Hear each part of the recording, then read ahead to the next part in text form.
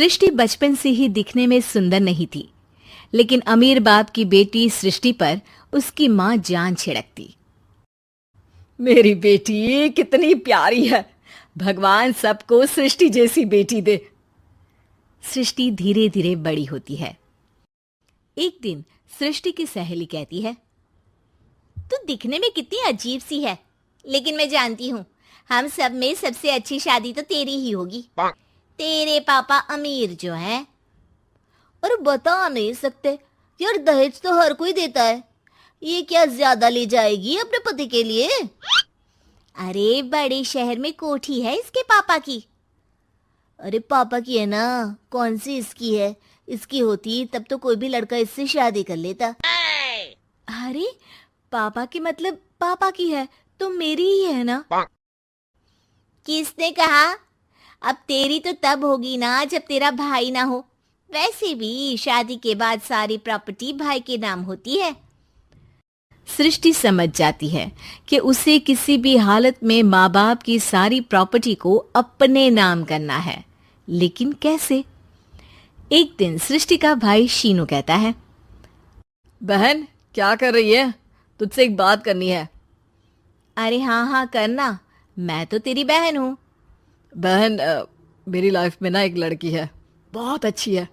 मैं सोच रहा हूँ माँ और पापा से बात करूँ शादी के लिए। सृष्टि को समझ में आ जाता है कि भाई की शादी होते ही भाभी उसे एक दिन भी घर में बर्दाश्त नहीं करेगी। क्या बात है भाई, बताना कौन है वो? यार वो बहुत अच्छी लड़की है, पढ़ी लिखी है, मेरे साथ जॉब भी करती है। बस एक प्रॉब्लम है। हाँ प्रॉब्लम? क्या प्रॉब्लम है भाई? यार वो शादीशुदा है, लेकिन उसके पति ने उसे सिर्फ इसलिए छोड़ दिया क्योंकि उसके माँ बाप दहेज नहीं दे पाए। सृष्टि ये सुनकर न जाने क्यों खुश हो जाती है। अरे भाई तो क्या हुआ, लड़की तुझे तो पसंद है ना? शीनू को लगता है कि बहन उसे समझ रही है। वो इस बात से अनजान होता है कि उसकी बहन की मंशा पूरा घर हड़पने की है। सृष्टि अपनी माँ से कहती है, मम्मी मुझे तो बहुत चिंता है, पता है शीनू क्या कर रहा है? अरे क्या कर रहा है, वो तो काम पर जाता है और वापस घर आता है। नहीं ना माँ, वो यही तो नहीं कर रहा, बाकी सब कर रहा है। आपको पता है उससे प्यार है, और वो भी एक शादीशुदा लड़की से। हैं? ये क्या हो गया? मैं सोसाइटी में क्या मुंह दिखाऊंगी? अरे तेरे पापा तो यही कहेंगे कि मैंने ही उसे बिगाड़ दिया है। माँ देखो, मेरी बात मानो, पापा पर भी विश्वास करने की जरूरत नहीं है। अब आप ही बताओ, पापा इतनी देर घर के बाहर रहते हैं क्यों, बोलो? अरे बेटा वो तो नौकरी करते हैं ना। तू बहुत भोली है माँ। पापा का ऑफिस तो 7 बजे खत्म हो जाता है, लेकिन देखो कितनी देर से आते हैं। अरे नहीं नहीं बेटा, ऐसी कोई बात नहीं है। सृष्टि माँ को एक औरत से बात करते पिता की फोटो दिखाती है। देखो माँ कैसे हैं पापा, मैं ना कहती थी कि पापा सही नहीं है। मैं तेरे पापा से बात करूंगी, दे फोटो मुझे। ओ माँ, वो तो डिलीट हो गई।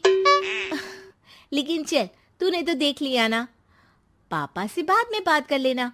और हाँ, मेरा नाम बिल्कुल मत लेना। हाँ माँ। अब क्या था, सृष्टि के माँ और पिता के बीच झगड़ा होना शुरू हो जाता है। सृष्टि के मन में क्या चल रहा था कोई नहीं जानता था। एक दिन, माँ सृष्टि के लिए एक लड़का देखा है, वो लोग शाम को उसे देखने आने वाले हैं। और हाँ माँ, एक खुशखबरी, मैं और पापा मिलकर एक नया बिजनेस ट्राई कर रहे हैं। शाम को लड़का आता है, सांवले रंग का। सृष्टि को तो बिल्कुल भी पसंद नहीं आता। लड़की की माँ कहती है, लड़की का चेहरा तो कोई खास नहीं, लेकिन अगर मेरे बेटे को आप लोग सेटल कर दें तो मैं उसकी शादी आपकी बेटी से करवा दूं। सृष्टि को लड़का बिल्कुल पसंद नहीं था। उसे भाई पर गुस्सा आ जाता है। लड़के वालों के जाने के बाद कहती है, माँ देखा शीनू मेरे लिए कैसा लड़का लेकर आया, न दिखाने लायक न सुनने लायक, सेटल भी नहीं, वो भी हम करे। अरे माँ, मैं जानती हूँ ये मेरी शादी किसी भी घर में क्यों करवाना चाहता है। अरे कैसी बात कर रही है बहन? तूने तो देखा ना, लड़के को मैंने ही मना कर दिया तुझसे शादी के लिए। जिसने लड़का बताया था उसने उसकी बहुत तारीफ की थी। बात आई गई हो जाती है, लेकिन सृष्टि का मन शांत नहीं होता। क्या करूं, कुछ समझ में नहीं आ रहा। मेरी शादी हो गई तो ये लोग पूरी प्रॉपर्टी शीनू के नाम कर देंगे, मेरे हाथ तो कुछ लगेगा ही नहीं। तभी सृष्टि को आइडिया आता है। वो किसी वकील को फोन करती है। जी देखिए, अगर आपके मम्मी पापा का तलाक हो जाता है तो आपके पिता की आधी प्रॉपर्टी आपकी माँ के नाम हो जाएगी, फिर उसे वो किसी को भी दे सकती है। सृष्टि अब माँ को बेटे के खिलाफ भरती है। माँ, शीनू पर नजर रखा करो। वो जिस लड़की के प्यार में है ना, वो शादीशुदा है। यहाँ आएगी, सारा पैसा, रुपया, जमीन, जायदाद सब हड़प लेगी। पापा का भी हाल तुमसे छुपा नहीं है। ऐसा ना हो कि मैं और आप एक दिन सड़क पर भीख मांगे। हे भगवान, मैं तो जीते जी मर जाऊंगी अगर ऐसा हो गया तो। ऐसा हो गया नहीं माँ, ऐसा ही होगा। अभी समय है, आगे का सोच लो। मैं तो कहती हूँ पापा से आधी प्रॉपर्टी लेकर अलग हो जाओ। पापा की आधी प्रॉपर्टी भी हम लोगों को अगर मिल जाती है ना, तो अगले 7 जन्म सफल समझो। बेचारी माँ बेटी के कहने पर पति से तलाक लेकर अलग हो जाती है। सृष्टि अब पैसों से गाड़ी और अपने दूसरे महंगे शौक पूरे करने लगी। उसके दोस्त भी उसके पैसे इस्तेमाल करते। सृष्टि, कल तुम कहाँ थी? मैं सारा दिन घर पर अकेली थी। तो मैं क्या करूं? मैंने ठेका तो नहीं लिया है ना तुम्हें संभालने का। माँ को सृष्टि से ये उम्मीद नहीं थी। वो बैठकर रोने लगती है। वहीं उसका पति यानी कि सृष्टि के पिता आ जाते हैं।